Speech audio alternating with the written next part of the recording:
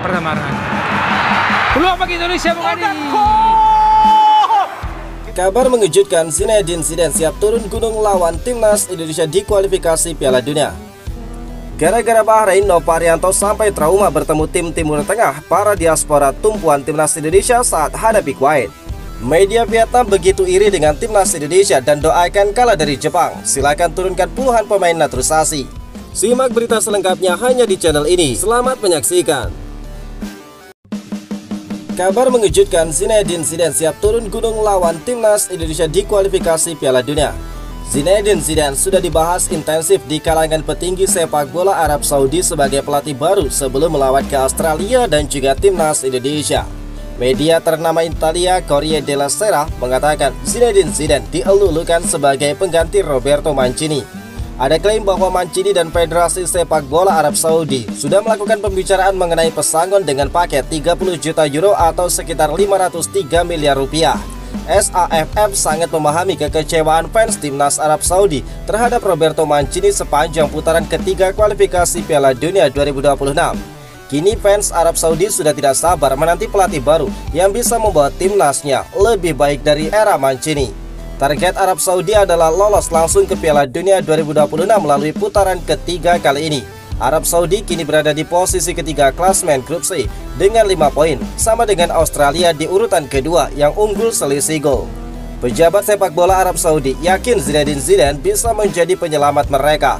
Sejak meninggalkan Real Madrid pada 27 Mei 2021, pada periode keduanya tanpa trofi, Zidane memang belum menangani tim manapun. Dia sempat dirayu untuk melatih tim Amerika Serikat setelah Piala Dunia 2022 berakhir pada awal 2023, tetapi malah menolaknya. Pelatih 52 tahun itu sebetulnya sangat ingin melatih Prancis setelah Piala Dunia 2022. Namun pada Januari 2023 kontrak Didier Deschamps diperpanjang hingga Juni 2026 sehingga mengacaukan rencana Zidane. Akhir-akhir ini ketika Zidane dikaitkan ke Arab Saudi, banyak penggemarnya kecewa. Christophe Dugarry, teman dekat Zinedine Zidane, bingung terhadap reaksi seperti itu. Padahal itu menunjukkan Zinedine Zidane masih sangat dicari di pasar kepelatihan. Rumor Zidane bakal melatih Arab Saudi tidak diterima dengan baik oleh beberapa penggemar di Prancis yang membuat Christophe Dugarry kesal. Jika Zinedine Zidane ditunjuk menggantikan Mancini, maka dia langsung bakal menghadapi tugas berat di kandang Australia dalam lanjutan putaran ketiga kualifikasi Piala Dunia pada 14 November. Setelah itu Zidane memboyong pasukannya ke markas timnas Indonesia di Stadion Utama Gelora Bung Karno pada 19 November. Media Vietnam begitu iri dengan timnas Indonesia dan doakan kalah dari Jepang. Silakan turunkan puluhan pemain naturalisasi. Duel timnas Indonesia melawan Jepang dalam lanjutan kualifikasi Piala Dunia 2026 jadi sorotan Vietnam. Skuad Garuda diprediksi bakal kalah total. Timnas Indonesia bakal menghadapi Jepang di matchday kelima fase grup C putaran ketiga kualifikasi Piala Dunia. Pertandingan itu menurut rencana digelar di Stadion Utama Gelora Bung Karno, Jakarta pada 15 November. Timnas Jepang tentu sangat diunggulkan dalam laga kali ini. Perbedaan level kualitas terlihat jelas meski laga belum dipertandingkan. Melihat hasil dari pertemuan terakhir kedua tim, tepatnya di babak penyisihan grup Piala Asia 2023, Laskar Samurai Biru mampu menorehkan kemenangan dengan skor 3-1. Karena itu publik Vietnam begitu yakin Indonesia bakal kalah lagi. Bahkan tantangan diberikan kepada Indonesia agar menurunkan sebanyak-banyaknya pemain keturunan. Menurut mereka hal itu tidak bakal merubah keadaan. Indonesia tetap bisa dengan mudah dikalahkan Jepang di kandang sendiri. Saat ini tim Jepang masih menjadi satu-satunya wakil yang tidak terkalahkan di grup C, memegang posisi teratas dengan 10 poin setelah 4 pertandingan, termasuk kemenangan 7-0 atas China, tulis dari Soha.vn. Meski menurunkan puluhan bintang keturunan, kemungkinan besar tim Indonesia hanya mengincar 1 poin saat melawan Jepang di laga mendatang. Namun resiko kalah wakil Asia Tenggara di laga ini sangatlah besar. Tambah dari Soha.vn, media Vietnam itu juga tidak mengunggulkan Indonesia saat melawan Arab Saudi. Wakil Timur Tengah dinilai lebih kuat. Tidak hanya itu, Soha.vn juga memprediksi timnas Indonesia bakal terpuruk dengan menelan 2 kekalahan beruntun di kandang dan merosot ke dasar klasmen. Indonesia sudah tidak peduli dengan Piala AFF, PT LIB bahkan pastikan Liga 1 terus bergulir. Direktur Utama PT Liga 1 Indonesia baru, Ferry Paulus, memastikan Liga 1 musim 2024-2025 bakal terus bergulir saat timnas Indonesia mentas di Piala AFF 2024. Hal ini ternyata sudah sesuai dengan kesepakatan yang dijalin dengan PSSI.